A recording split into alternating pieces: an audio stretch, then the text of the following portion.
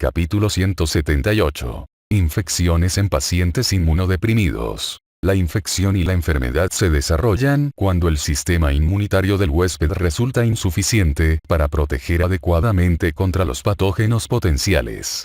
En los individuos con un sistema inmunitario intacto, la infección se produce en el marco de ausencia de contacto previo con el microbio y ausencia o inadecuada inmunidad específica del microbio preexistente específica de este o cuando se han alterado las barreras protectoras del organismo, como la piel.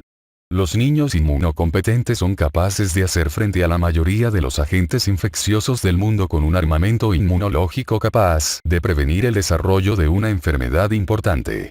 Una vez comienza a desarrollarse la infección, se pone en marcha una serie de respuestas inmunitarias que intentan controlar la enfermedad y prevenir su reaparición. Por el contrario, los niños inmunodeprimidos podrían no tener esta misma capacidad.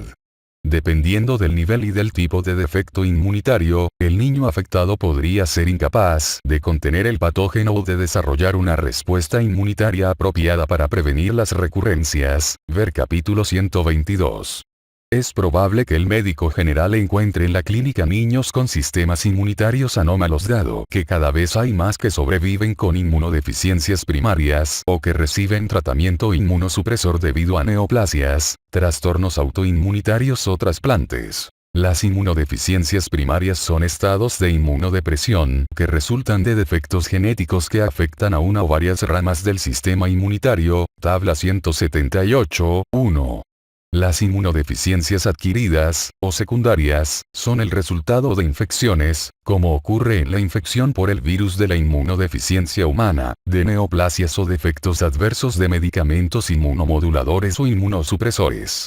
Entre estos se incluyen medicamentos que afectan a las células T, esteroides, inhibidores de la calcineurina, inhibidores del factor de necrosis tumoral y quimioterapia, a los neutrófilos, agentes mielosupresores, neutropenia idiosincrásica o inmunomediada, a células reguladoras inmunoespecíficas, bloqueantes del factor de necrosis tumoral, inhibidores de interleucina, 2, o a todas las células inmunes, quimioterapia.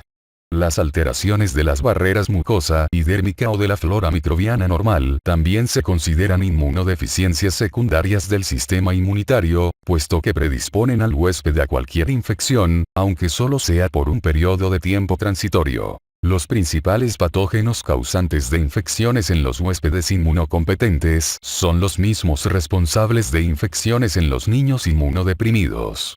Por otra parte, microorganismos menos virulentos, que incluyen la flora dérmica normal, las bacterias comensales de la orofaringe o del tracto gastrointestinal, los hongos ambientales y los virus comunes poco patogénicos, pueden causar graves enfermedades con riesgo vital en los pacientes inmunodeprimidos. Tabla 178, 2.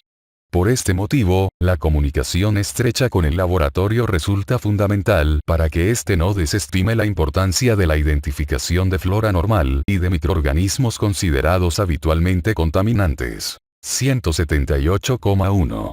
Infecciones en las inmunodeficiencias primarias. Se han identificado más de 120 genes que son responsables de más de 150 inmunodeficiencias primarias diferentes. Anomalías del sistema fagocítico. Los niños con anomalías del sistema fagocítico y de los neutrófilos tienen problemas para combatir las bacterias y los hongos ambientales. La enfermedad se manifiesta como infecciones recurrentes cutáneas, de las mucosas, pulmonares, hepáticas y óseas. La disfunción de esta rama del sistema inmunitario puede deberse a un número inapropiado de neutrófilos, a anomalías en su movimiento o a una función alterada de los mismos. Ver capítulo 130. La neutropenia se define como un recuento absoluto de neutrófilos inferior a 1000 células por milímetro cúbico y se asocia con un riesgo significativamente mayor de desarrollar infecciones bacterianas y fúngicas graves, en especial cuando el recuento es inferior a 500 células por milímetro cúbico. Ver capítulo 127. Aunque es frecuente la neutropenia secundaria a inhibición de la médula ósea por virus o por medicamentos, también existen causas genéticas de la misma. La neutropenia congénita primaria se manifiesta en general durante el primer año de vida en forma de celulitis, abscesos perirrectales o estomatitis debidas a Staphylococcus aureus o Pseudomonas aeruginosa. Pueden producirse episodios de infección grave como bacteriemia y meningitis. Pese a que se desconoce el defecto genético subyacente, el examen de la médula ósea muestra un defecto en la maduración de los precursores mieloides.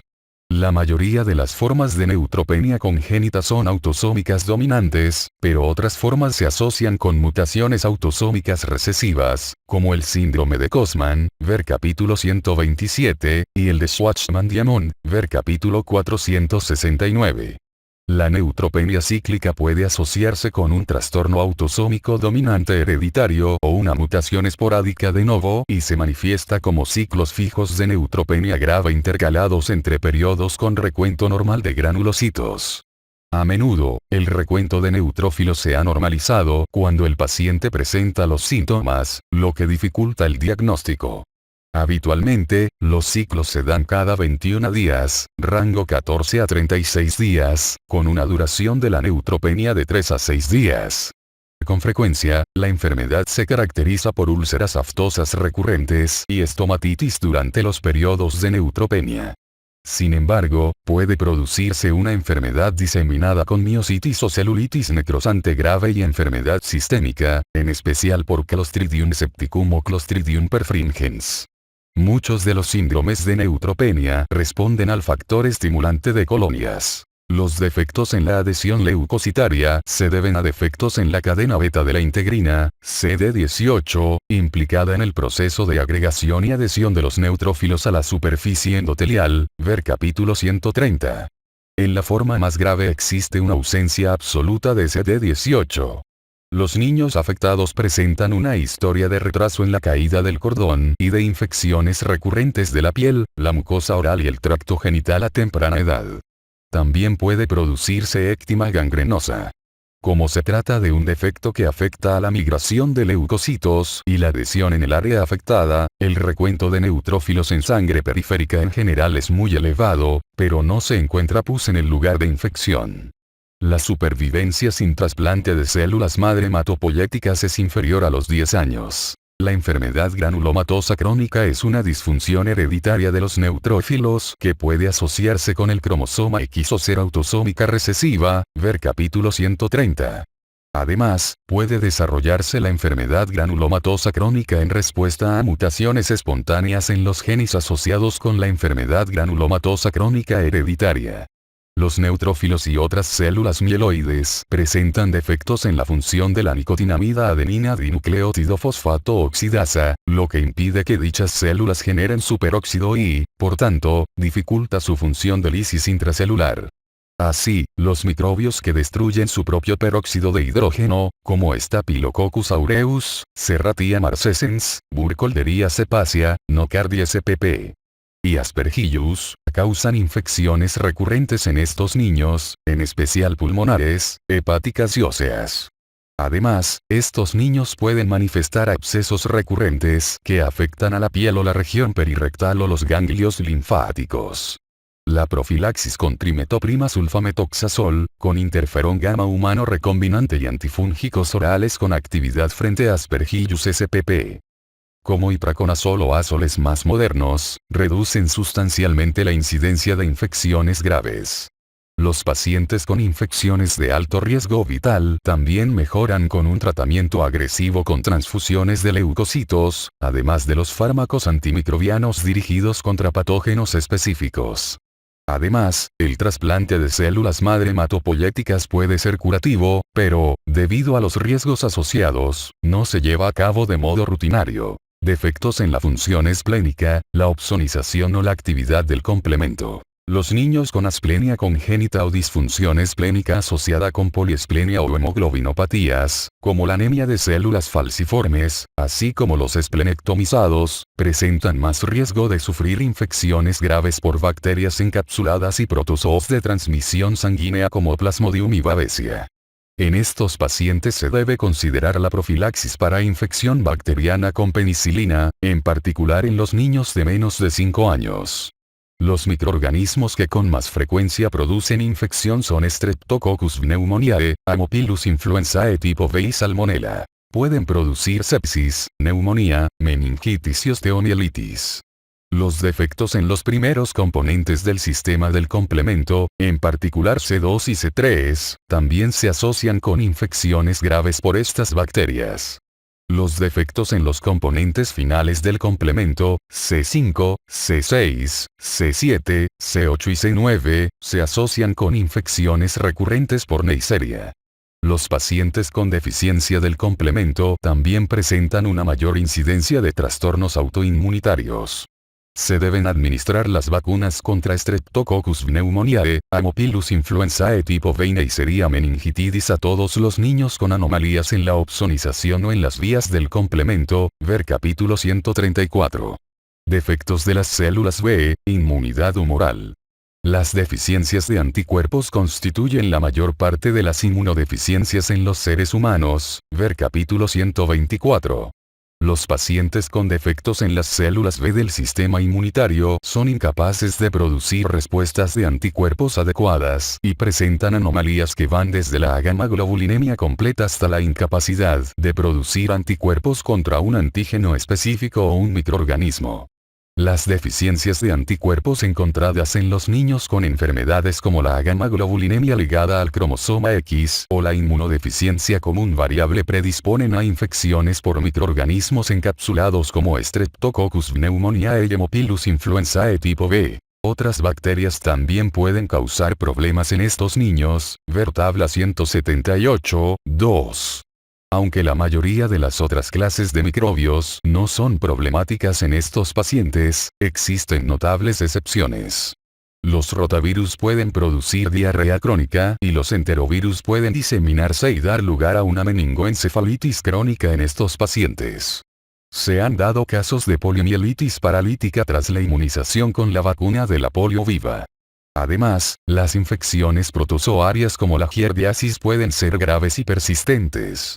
Los niños con defectos en las células B pueden desarrollar bronquiectasias con el tiempo tras infecciones pulmonares recurrentes o crónicas. Los niños con alteraciones de los anticuerpos en general permanecen asintomáticos hasta los 5 a 6 meses de edad, cuando comienzan a disminuir los anticuerpos maternos pasivos.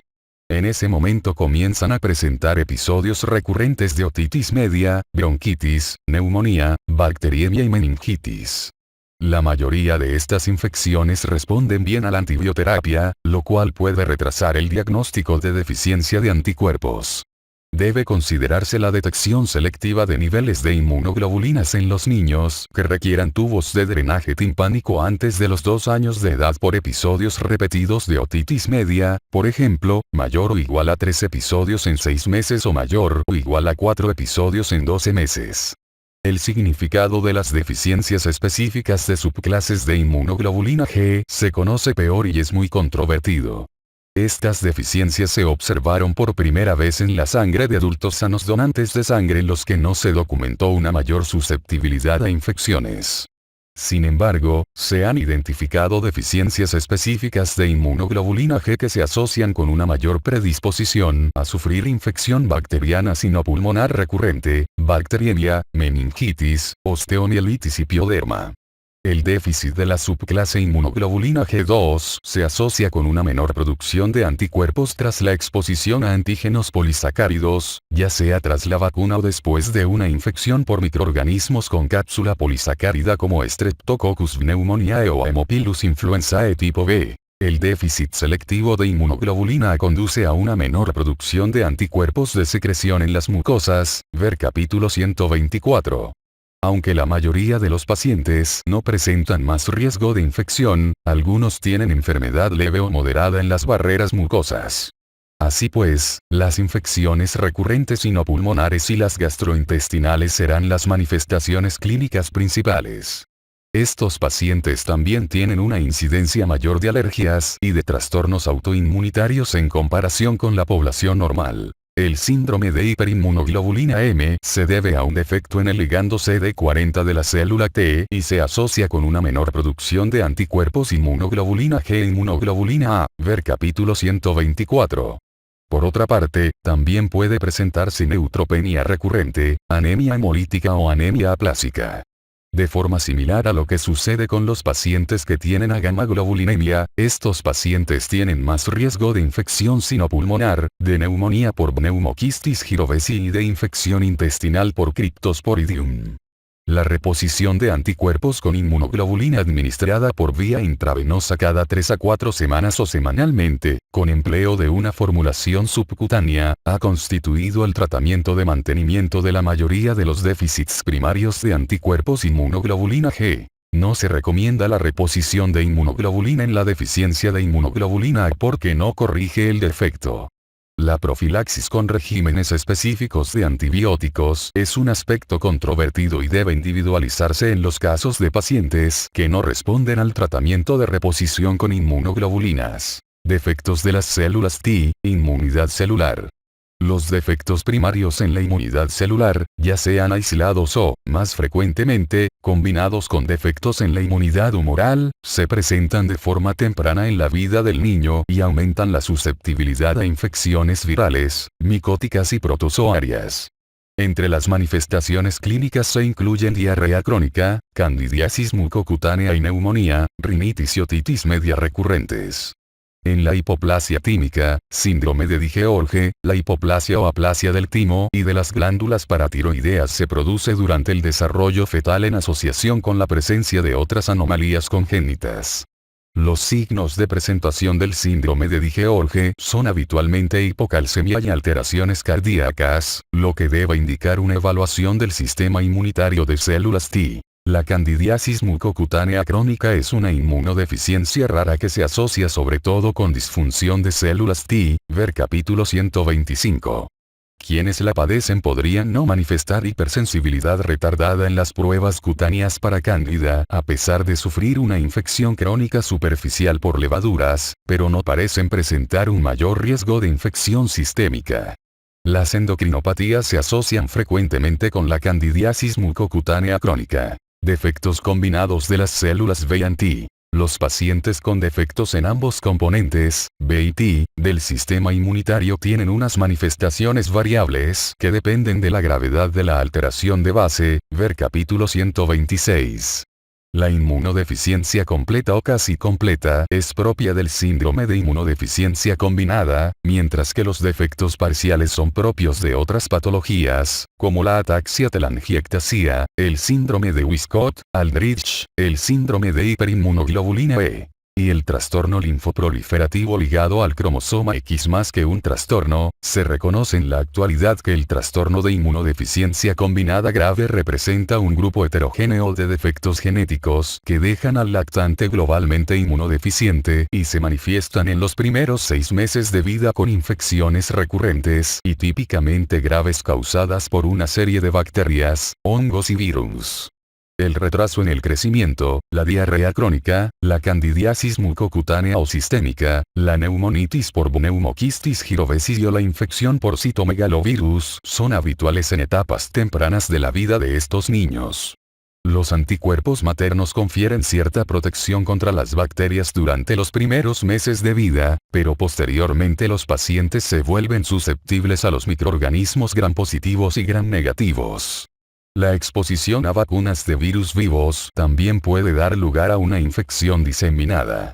Por tanto, el empleo de vacunas vivas, incluida la vacuna viva de rotavirus, está contraindicado en pacientes con sospecha o demostración de trastorno de inmunodeficiencia combinada grave. Sin trasplante de células madre, la mayoría de estos niños sucumben ante una infección oportunista en el primer año de vida. Los niños con ataxia telangiectasia desarrollan infecciones sinopulmonares de repetición por bacterias y virus respiratorios que comienzan de forma tardía. Por otra parte, estos niños tienen una mayor incidencia de neoplasias. El síndrome de Wiskott-Aldrich es una enfermedad recesiva ligada al cromosoma X que se asocia con eczema, trombocitopenia, un número reducido de linfocitos CD3, supresión moderada de las respuestas mitógenas y alteración de la respuesta de anticuerpos ante antígenos polisacáridos. Por esta razón, son frecuentes las infecciones por Streptococcus pneumoniae, Haemophilus influenzae o Pneumoquistis girovesi. Los niños con síndrome de hiperinmunoglobulina E. Tienen niveles de inmunoglobulina muy elevados y episodios recurrentes de abscesos cutáneos, pulmonares y musculoesqueléticos por Staphylococcus aureus. Aunque la anomalía en los anticuerpos es notable, estos pacientes tienen, además, una marcada eosinofilia y una pobre respuesta celular a los neoantígenos, y corren también un mayor riesgo de infecciones micóticas. 178,2. Infecciones en las inmunodeficiencias adquiridas. Las inmunodeficiencias pueden adquirirse secundariamente como resultado de infecciones o como consecuencia de patologías subyacentes, como neoplasias, fibrosis quística, diabetes mellitus, anemia de células falciformes o malnutrición. Los fármacos inmunosupresores que se utilizan para evitar el rechazo de los trasplantes, para prevenir la enfermedad injerto contra huésped tras el trasplante de células madre, ver capítulo 137, o para tratar neoplasias hacen que el huésped sea vulnerable a las infecciones. Del mismo modo, los medicamentos empleados para controlar enfermedades reumáticas u otras enfermedades autoinmunes pueden incrementar el riesgo de desarrollo de infección.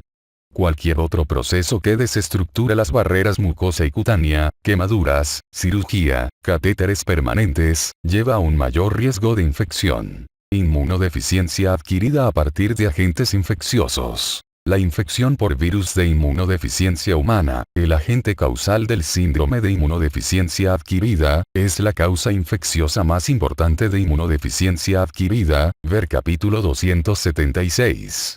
Sin tratamiento, la infección por virus de inmunodeficiencia humana tiene graves efectos sobre muchas partes del sistema inmunitario, pero en particular sobre la inmunidad mediada por las células T, lo que lleva a una mayor susceptibilidad al mismo tipo de infecciones que en las inmunodeficiencias primarias de células T. Otros microorganismos también pueden alterar el sistema inmunitario de forma temporal. La neutropenia transitoria asociada con virus adquiridos en la comunidad produce, en muy raras ocasiones, una infección bacteriana significativa.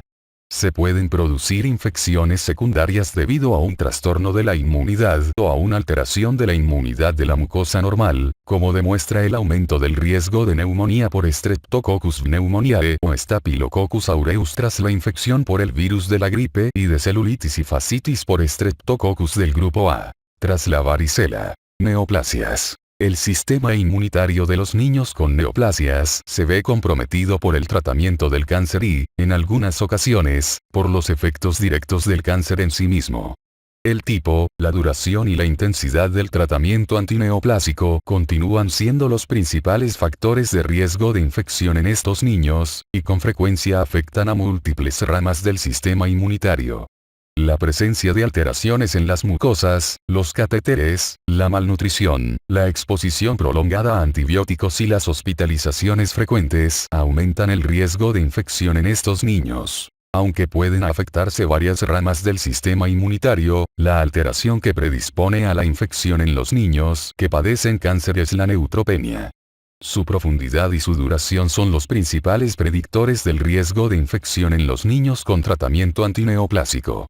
Los pacientes están en situación particular de riesgo de infecciones bacterianas y fúngicas si el recuento absoluto de neutrófilos disminuye a menor de 500 células por milímetro cúbico, y el riesgo es muy elevado en los pacientes en los que se prevén recuentos menor de 100 células por milímetro cúbico. Los recuentos mayor de 500 células por milímetro cúbico, pero menor de 1000 células por milímetro cúbico también confieren más riesgo, aunque en menor grado. La falta de neutrófilos puede dar lugar a una ausencia de reacción inflamatoria, lo que limita la capacidad para localizar los sitios de infección y deja potencialmente a la fiebre como única manifestación de la infección. Por este motivo, la ausencia de signos y síntomas no excluye de modo fiable la presencia de infección, lo que da lugar a la necesidad de antibióticos empíricos, figura 178.1. Como los pacientes con fiebre y neutropenia podrían presentar únicamente signos y síntomas sutiles de infección, la presencia de fiebre insta a realizar un examen físico concienzudo que preste especial atención a la orofaringe, los pulmones, el periné y el ano, la piel, los lechos ungueales y los lugares de inserción de catéteres intravasculares, tabla 178.3. También deben obtenerse unas pruebas de laboratorio completas que incluyan hemograma, urea y creatinina y transaminasas séricas. Se deben extraer muestras para hemocultivo de cada puerta de entrada de catéter venoso central. Debería considerarse igualmente la obtención de muestras de sangre venosa periférica para hemocultivo, especialmente en niños con al menos un cultivo positivo de un catéter venoso central, lo que facilita la localización del foco de infección. Si existe algún síntoma clínico asociado, se deben realizar otros estudios microbiológicos. Aspirado nasal para virus en los pacientes con clínica de vías respiratorias altas. Examen de heces para rotavirus en los meses de invierno y para la toxina de Clostridium difficile en pacientes con diarrea. Análisis y cultivo de orina en los niños pequeños o en los mayores con urgencia miccional, polaquiuria, disuria o hematuria. Y biopsia y cultivo de las lesiones cutáneas. Se realizarán radiografías de tórax en todos los pacientes con clínica respiratoria, aunque los infiltrados pulmonares pueden estar ausentes en los niños con neutropenia. Si presentan rinorrea prolongada, se deben realizar radiografías de senos paranasales en los niños mayor de 2 años.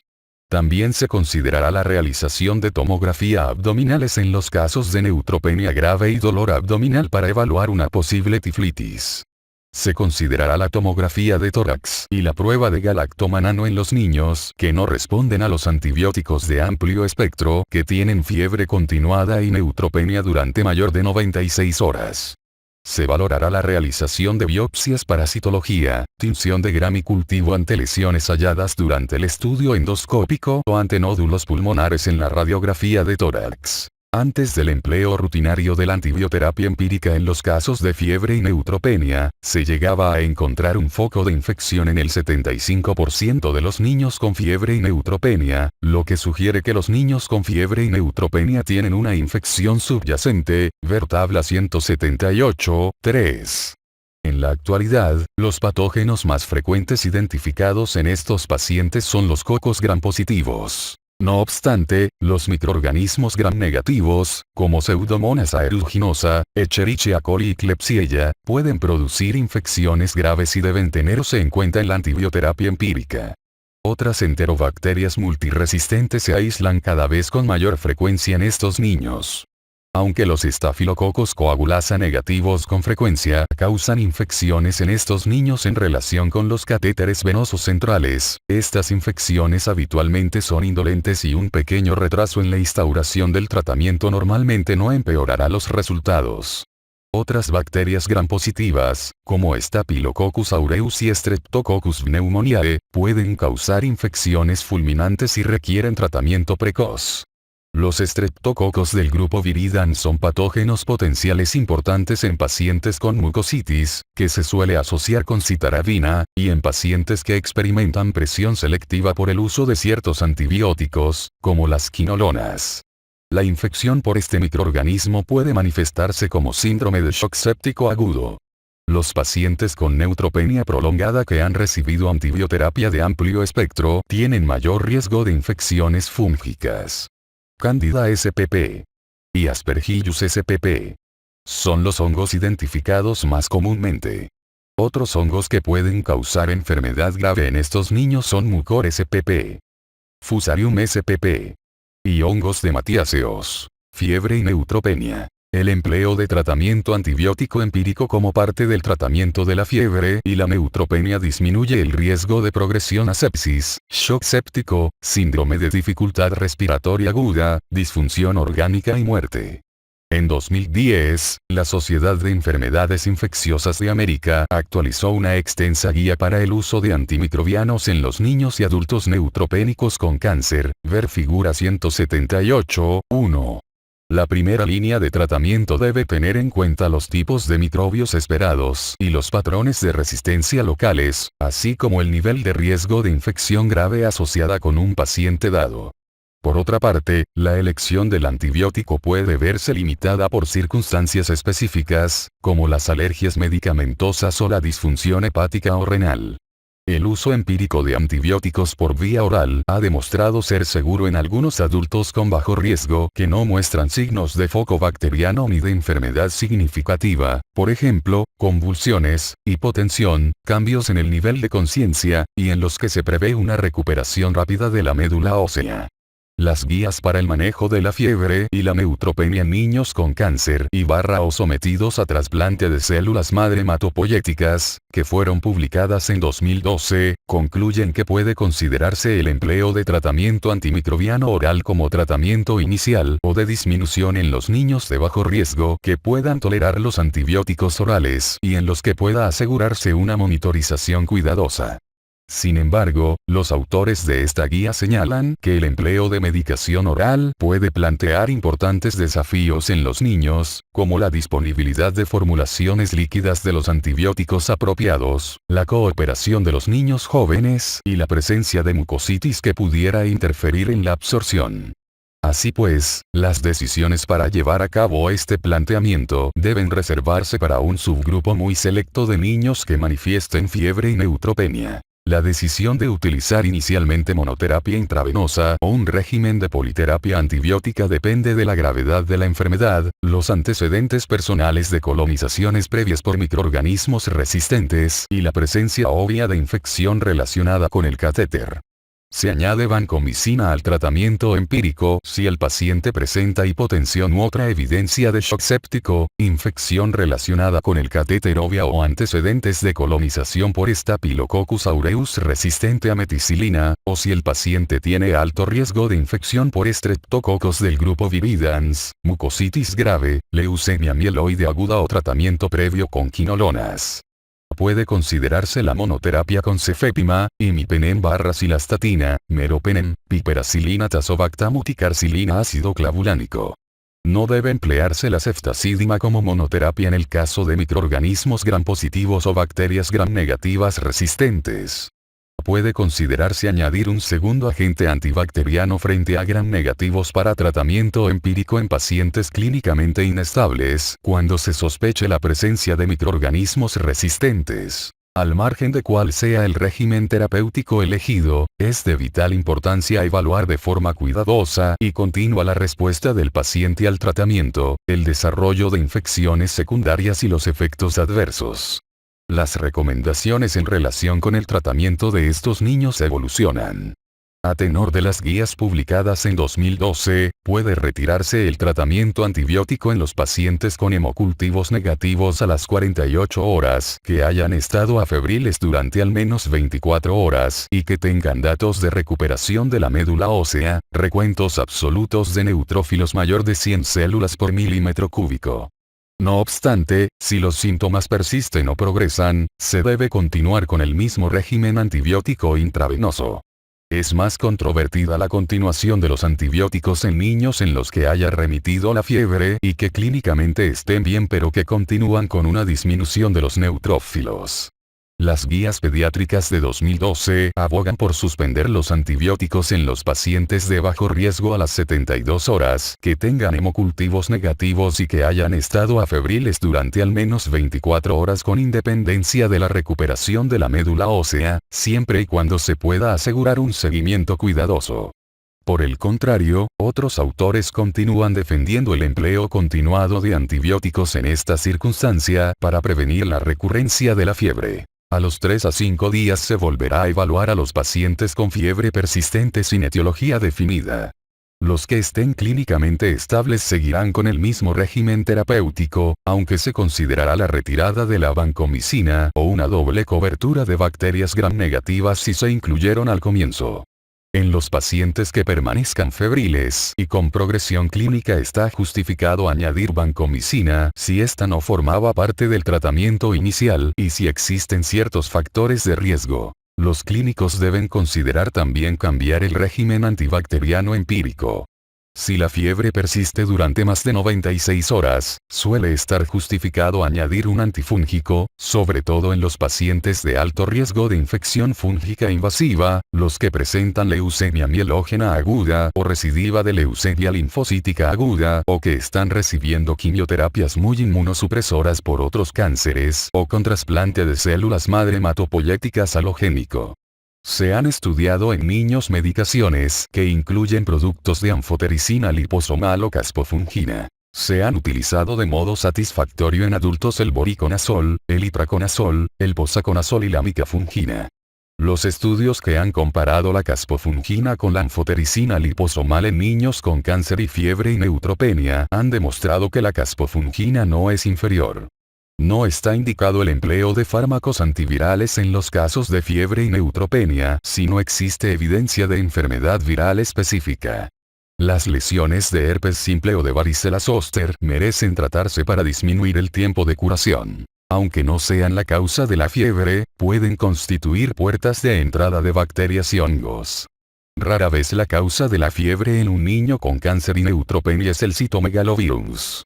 Si se sospecha infección por citomegalovirus, se deben obtener ensayos para evaluar la carga viral en sangre y la infección de órganos específicos. Se puede considerar el empleo de ganciclovir, foscarnet o cidofovir a la espera de la evaluación, aunque el ganciclovir puede ser mielotóxico y el foscarnet y el cidofovir pueden ser nefrotóxicos, ver capítulo 255. Si se identifica el virus de la gripe, se debe administrar tratamiento específico con antivirales. La elección del tratamiento, oseltamivir, zanamivir, debe basarse en la sensibilidad anticipada del virus de la gripe en circulación, ver capítulo 258. El empleo de factores de crecimiento hematopoyéticos acorta la duración de la neutropenia, pero no ha demostrado reducir la morbimortalidad. Por ello, las recomendaciones de la Sociedad de Enfermedades Infecciosas de América de 2010 no propugnan el uso rutinario de estos factores en pacientes con neutropenia febril establecida, aunque las recomendaciones sí señalan que se puede considerar el empleo de factores de crecimiento hematopoyéticos, así como la profilaxis en los que tienen neutropenia con un alto riesgo de fiebre. Las infecciones se producen en niños con cáncer incluso sin neutropenia. La mayoría de las veces la etiología es viral. Sin embargo, Pneumoquistis girovesi puede causar neumonía independientemente del recuento de neutrófilos.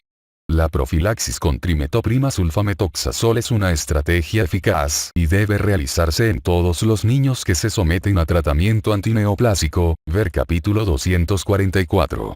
Los hongos ambientales, como Cryptococcus, Histoplasma y coccidioides, también pueden producir infección. Toxoplasma gondii es un patógeno poco frecuente pero ocasional en los niños con cáncer. Las infecciones de los niños sanos, por ejemplo, Streptococcus pneumoniae, Streptococcus del grupo A, también pueden afectar a los niños con cáncer, independientemente del recuento de neutrófilos. Trasplante. El trasplante de células madre hematopoyéticas y de órganos sólidos, incluidos corazón, hígado, riñón, pulmón, páncreas e intestino, se emplea cada vez más como tratamiento de diversas patologías. Los niños sometidos a trasplante tienen riesgo de contraer las mismas infecciones que afectan a los niños con inmunodeficiencias primarias. Aunque el tipo de infección tras el trasplante de órgano es generalmente similar en todos los receptores, existen algunas diferencias dependiendo del tipo de trasplante, la cantidad y el tiempo de inmunosupresión administrada, y la inmunidad preexistente del niño frente a patógenos específicos. Trasplante de células madre hematopoyéticas. Las infecciones en el curso del trasplante de células madre hematopoyéticas se clasifican según se produzcan en el periodo pretrasplante, en el periodo preinjerto, CO a 30 días tras el trasplante, en el periodo postinjerto, 30 a 100 días, o en el periodo postrasplante tardío, mayor de 100 días. Los defectos específicos de las defensas del huésped que predisponen a infección varían en cada uno de estos periodos. Tabla 178, 4. La neutropenia y las alteraciones en la inmunidad celular y la disfunción de la inmunidad humoral se producen en momentos específicos tras el trasplante, mientras que las alteraciones en las barreras anatómicas, debidas a los catéteres y a la mucositis secundaria a la radiación o a la quimioterapia, crean defectos en las defensas del huésped que se manifiestan durante cualquiera de los periodos que siguen al trasplante. Periodo pretrasplante. Los niños llegan al trasplante de células madre hematopoyéticas con antecedentes heterogéneos de enfermedades subyacentes, de exposición a quimioterapia, de grado de inmunodepresión y de infecciones previas. Aproximadamente el 12% de las infecciones en los adultos receptores de trasplante de células madre hematopoyéticas ocurren durante el periodo pretrasplante. Con frecuencia, estas infecciones se deben a bacilos gram negativos y se manifiestan como infecciones locales de la piel, los tejidos blandos y el tracto urinario. Es importante destacar que la infección durante este periodo no retrasa o afecta negativamente al injerto ni modifica su resultado. Periodo preinjerto. Las infecciones bacterianas son las que predominan en este periodo, 0 a 30 días. La infección más frecuentemente documentada es la bacteriemia, que se produce en hasta el 50% de los receptores de trasplante de células madre hematopoyéticas en los primeros 30 días que siguen al trasplante. La bacteriemia se asocia en general con la presencia de mucositis o de catéteres, pero puede estar asociada con neumonía. Asimismo, más del 40% de los niños sometidos a trasplante de células madre hematopoyéticas experimentan al menos una infección en el periodo preinjerto. Los cocos gram positivos, los bacilos gram negativos, las levaduras y, con menor frecuencia, otros hongos causan infecciones en este periodo. En el 4 a 20% de los trasplantes de células madre hematopoyéticas se ha identificado Aspergillus, que se diagnostica por lo común en la tercera semana de neutropenia. Las infecciones causadas por los hongos emergentes Fusarium y Pseudoescherichia boydii se asocian con la neutropenia prolongada observada durante el periodo preinjerto. Durante este periodo también se producen infecciones virales. En los adultos, la enfermedad vírica más frecuentemente observada es la reactivación del herpes simple, pero en los niños es menos habitual, lo que parece relacionarse con la ausencia del virus en el receptor antes del trasplante de células madre hematopoyéticas. El antecedente de infección por herpes simple o la seropositividad al mismo constituyen indicaciones de profilaxis. La exposición nosocomial a patógenos virales adquiridos en la comunidad, incluido el virus respiratorio sincitial, el virus de la gripe, el adenovirus y el rotavirus, es otra fuente de infección importante en este periodo. Hay cada vez más evidencia de que los virus adquiridos en la comunidad son causa de aumentos en la morbimortalidad entre los receptores de trasplante de células madre hematopoyéticas en este periodo. El adenovirus es un patógeno particularmente importante que puede presentarse de forma temprana, aunque en general lo hace tras el injerto.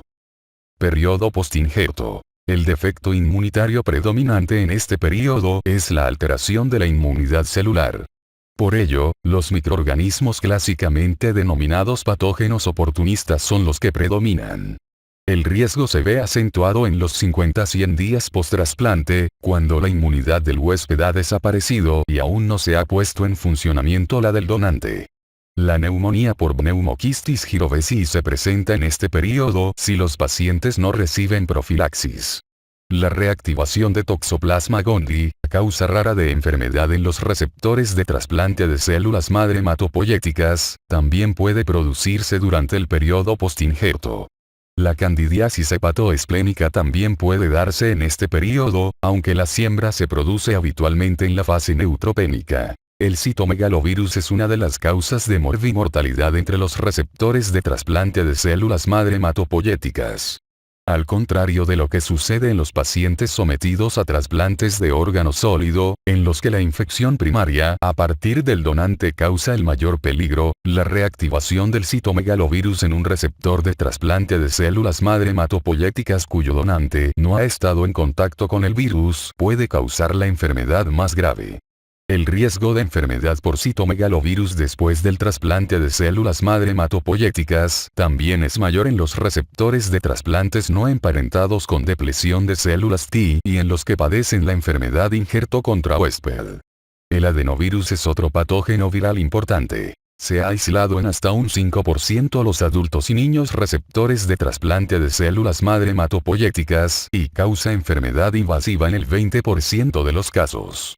Los niños que han recibido órganos de donantes no emparentados o de células de cordón no emparentado tienen una incidencia de hasta el 14% de infección por adenovirus durante este periodo postinjerto precoz. Los poliomavirus, como el virus BK, se han reconocido con mayor frecuencia como causa de disfunción renal y cistitis hemorrágica tras el trasplante de médula ósea. Las infecciones por otros virus herpes, virus de Epstein-Barr y virus herpes humano 6, así como patógenos adquiridos en la comunidad, también se asocian con mayor morbimortalidad en este periodo, similar al periodo preinjerto. Periodo post-trasplante tardío. La infección es poco frecuente transcurridos 100 días desde el trasplante en ausencia de una enfermedad injerto contra huésped crónica. Sin embargo, la presencia de enfermedad injerto contra huésped crónica afecta significativamente a las barreras anatómicas y se asocia con defectos en la inmunidad humoral, esplénica y celular, ver capítulo 137. Las infecciones virales, incluida la infección primaria con reactivación del virus de la varicela zoster, son responsables de más del 40% de las infecciones durante este periodo. Las infecciones bacterianas, en particular las del tracto respiratorio superior e inferior, son la causa de aproximadamente un tercio de las infecciones. Estas pueden estar asociadas con deficiencias en la producción de inmunoglobulinas, especialmente inmunoglobulina G2. Las micosis son responsables de menos de un 20% de las infecciones confirmadas durante el periodo post-trasplante tardío. Trasplante de órgano sólido. Los factores que predisponen a la infección tras un trasplante de órgano sólido comprenden los que estaban presentes antes del trasplante y los secundarios a los eventos intraoperatorios o a las terapias post-trasplante, tabla 178, 5.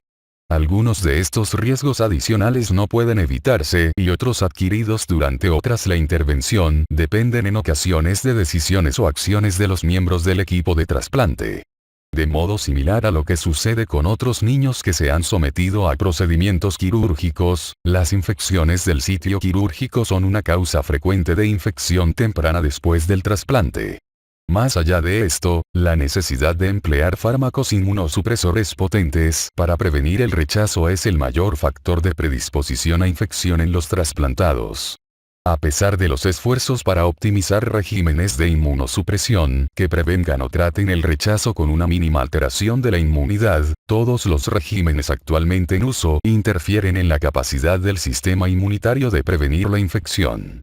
La diana principal de la mayoría de estos fármacos inmunosupresores es el sistema inmunitario celular, pero los regímenes pueden alterar, y de hecho alteran, también muchos otros aspectos del sistema inmunitario del receptor del trasplante. Desarrollo de las infecciones. El momento en el que se desarrollan los distintos tipos de infección en general es predecible, independientemente de cuál sea el órgano trasplantado, tabla 178, 6. De forma característica, las complicaciones infecciosas se desarrollan en uno de tres intervalos de tiempo. Temprano, 0 a 30 días tras el trasplante, intermedio, 30 a 180 días, y tardío, mayor de 180 días. La mayoría de las infecciones se producen en los primeros 180 días tras el trasplante. La tabla 178, 6 debe emplearse como una pauta general de los tipos de infecciones encontrados, pero puede verse modificada con la introducción de terapias inmunosupresoras más modernas o el empleo de profilaxis. Las infecciones precoces o tempranas suelen ser el resultado de complicaciones de la propia cirugía, de la adquisición inesperada de un patógeno bacteriano o fúngico del donante, o de la presencia de un catéter permanente. Por el contrario, las infecciones del periodo intermedio son complicaciones de la inmunosupresión, cuya mayor intensidad se alcanza durante los 6 primeros meses que siguen al trasplante. Este es el periodo de mayor riesgo de infecciones por patógenos oportunistas, como citomegalovirus, virus de Epstein-Barr y Pneumocystis jirovecii. Las alteraciones anatómicas, como la estenosis bronquial y la estenosis biliar, que se desarrollan como consecuencia de la cirugía del trasplante, también pueden predisponer a infecciones recidivantes en este periodo de tiempo. Las infecciones que se desarrollan en el periodo tardío son la consecuencia de alteraciones anatómicas no corregidas, rechazo crónico o exposición a patógenos adquiridos en la comunidad. La infección debida a estos últimos patógenos, como el virus sincitial respiratorio, puede dar lugar a infecciones graves secundarias al estado de inmunodepresión del receptor del trasplante durante los periodos temprano e intermedio. En comparación con los periodos iniciales, las infecciones adquiridas en la comunidad durante el periodo tardío en general son benignas, ya que la inmunosupresión se mantiene a niveles significativamente menores. No obstante, ciertos patógenos, como el virus de la varicela zoster y el virus de Epstein-Barr, pueden producir infecciones graves incluso en el periodo tardío. Infecciones por bacterias y hongos. Aunque las infecciones por bacterias y hongos en los trasplantados presentan importantes diferencias según el tipo de injerto, hay varios principios que se pueden aplicar de forma global a todos los receptores de trasplantes. Las infecciones bacterianas y micóticas tras el trasplante de órganos suelen ser una consecuencia directa de la cirugía, de la rotura de la barrera anatómica, de la presencia de un cuerpo extraño, de un estrechamiento anatómico anómalo o de una obstrucción. Exceptuando las infecciones relacionadas con los catéteres, los focos de infección bacteriana suelen situarse en el órgano trasplantado o cerca de él. Las infecciones tras un trasplante abdominal, por ejemplo, hígado, intestino o riñón, suelen producirse en el abdomen o en la herida quirúrgica. Los patógenos suelen ser bacterias gram-negativas entéricas, Enterococcus y ocasionalmente Cándida. Las infecciones en los trasplantes torácicos, por ejemplo, corazón, pulmón, se producen por lo común en el tracto respiratorio inferior o en la herida quirúrgica. Entre los patógenos asociados con estas infecciones se incluyen Staphylococcus aureus y bacterias gram-negativas. Los pacientes sometidos a trasplante pulmonar por fibrosis quística presentan una elevada tasa de complicaciones infecciosas, ya que con frecuencia están colonizados por Pseudomonas aeruginosa o Aspergillus antes del trasplante. Aunque se hayan retirado los pulmones quísticos infectados, los senos paranasales y las vías respiratorias superiores siguen estando colonizados por los mismos patógenos y pueden producirse las reinfecciones de los pulmones trasplantados. Los niños receptores de órganos habitualmente están hospitalizados durante largos periodos de tiempo y reciben abundantes antibióticos, por lo que el aislamiento de bacterias con patrones de resistencia a muchos antibióticos suele ser habitual tras cualquier tipo de trasplante de órgano. Las infecciones por Aspergillus son menos frecuentes, pero pueden producirse tras el trasplante de cualquier órgano y se asocian con una elevada morbimortalidad. Infecciones virales. Los patógenos virales, en especial los virus herpes, son una causa mayor de morbimortalidad tras el trasplante de órganos sólidos. Además, el virus BK es una causa importante de nefropatía después de un trasplante renal. Los patrones de enfermedad asociados con cada patógeno viral individual son generalmente similares en todos los receptores de órganos. Sin embargo, la incidencia, el modo de presentación y la gravedad difieren según el tipo de órgano trasplantado y, en cuanto a muchos patógenos virales, el estado serológico pretrasplante del receptor. Los patógenos virales se pueden catalogar generalmente en patógenos latentes, que causan infección por reactivaciones en el huésped o por la adquisición de virus del donante, como el citomegalovirus y el virus de Epstein-Barr, o en virus adquiridos en la comunidad, por ejemplo, virus sincitial respiratorio. En el caso del citomegalovirus y el virus de Epstein-Barr, la infección primaria tras el trasplante se asocia con una importante morbimortalidad. El riesgo más elevado se observa en el huésped sin trasplante previo que recibe un órgano de un donante previamente infectado por uno de estos virus. Esta circunstancia de desajuste se asocia con frecuencia con una enfermedad grave. No obstante, aunque el donante sea citomegalovirus negativo o virus de Epstein-Barr negativo, puede adquirirse la infección primaria a partir de un contacto estrecho o a través de productos sanguíneos. Las infecciones secundarias, reactivación de una cepa latente en el huésped o sobreinfección por una cepa nueva, suelen producir una enfermedad más leve, a menos que el paciente esté muy inmunodeprimido, como ocurre durante el tratamiento de los rechazos importantes. El citomegalovirus es uno de los patógenos virales más frecuentemente reconocidos en el trasplante. La enfermedad por citomegalovirus ha disminuido de modo significativo con el empleo de estrategias preventivas como la profilaxis antiviral y la monitorización de la carga viral para conformar el tratamiento antiviral de anticipación. Las manifestaciones clínicas de la enfermedad por citomegalovirus pueden variar desde un síndrome de fatiga y fiebre hasta una enfermedad diseminada que afecte al pulmón, al hígado y al tracto gastrointestinal. La infección causada por el virus de Epstein-Barr es otra complicación importante del trasplante de órgano sólido. Los síntomas clínicos van desde un síndrome mononucleósido moderado hasta el trastorno linfoproliferativo diseminado post-trasplante.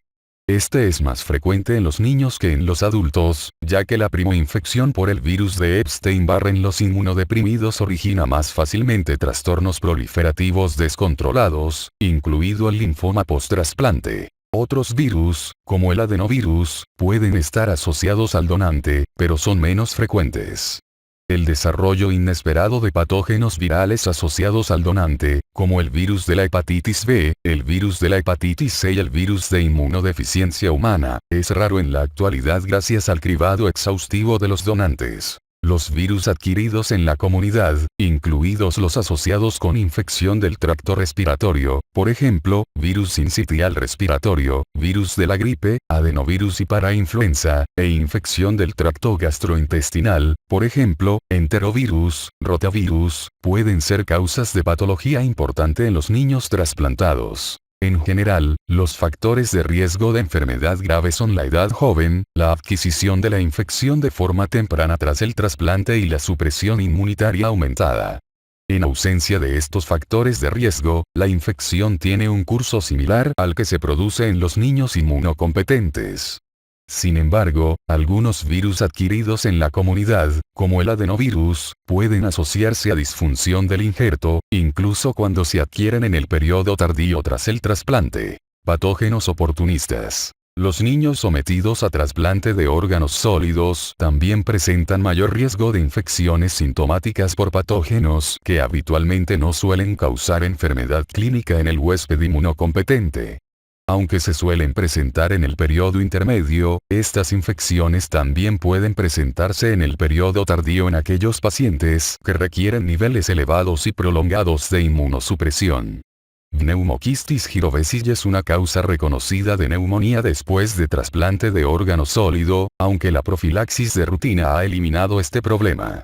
Toxoplasma gondii puede complicar trasplantes cardíacos debido al tropismo del microorganismo por el músculo cardíaco y al riesgo de transmisión desde el donante, pero rara vez complica otro tipo de trasplantes. 178,3.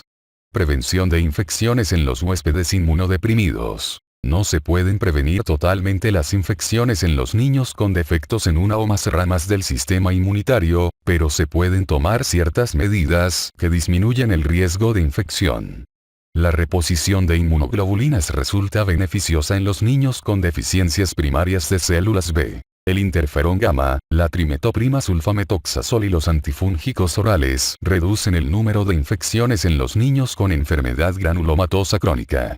Los niños con defectos en la inmunidad celular debido a procesos primarios, a infección por virus de inmunodeficiencia humana avanzada o al uso de inmunosupresores se benefician de la profilaxis contra pneumoquistis girovesi. Las inmunizaciones previenen muchas infecciones y son de importancia en niños inmunodeprimidos. Cuando sea posible, las inmunizaciones deben administrarse antes de cualquier tratamiento que pueda comprometer el sistema inmunitario del niño. Aunque los niños con inmunodeficiencias constituyen un grupo heterogéneo, se pueden aplicar de forma general algunos principios de prevención. El empleo de vacunas inactivadas no implica un mayor riesgo de efectos secundarios, aunque pueden ser menos eficaces debido a la alteración de la respuesta inmunitaria. En la mayoría de los casos, los niños con inmunodeficiencias deberían recibir todas las vacunas inactivadas recomendadas. Las vacunas de virus vivos atenuados pueden producir enfermedad en algunos niños inmunodeprimidos, por lo que se deben utilizar inmunizaciones alternativas siempre que sea posible, como la vacuna de la gripe inactivada en vez de la vacuna de la gripe con virus vivo atenuado. De forma general, las vacunas de virus vivos no deben emplearse en los niños con anomalías primarias de las células T. Se deben realizar esfuerzos para asegurarse de que todos los contactos están inmunizados para disminuir el riesgo de exposición. En algunas circunstancias en las que la infección por la forma salvaje del virus puede ser grave, está justificado vacunar al niño con inmunosupresión, incluso con virus vivos. Por ejemplo, los niños con virus de inmunodeficiencia humana y un porcentaje de CD4 superior al 15% deben recibir vacunaciones frente al sarampión y la varicela. Además de las vacunas de rutina, los niños inmunodeprimidos deben recibir también otras vacunas. Por ejemplo, los niños con asplenia o disfunción esplénica deben recibir la vacuna del meningococo y la vacuna polisacárida neumocócica, además de la vacuna conjugada rutinaria. Se aconseja vacunar contra la gripe a los niños inmunodeprimidos y a sus contactos con el fin de reducir el riesgo de transmisión al niño.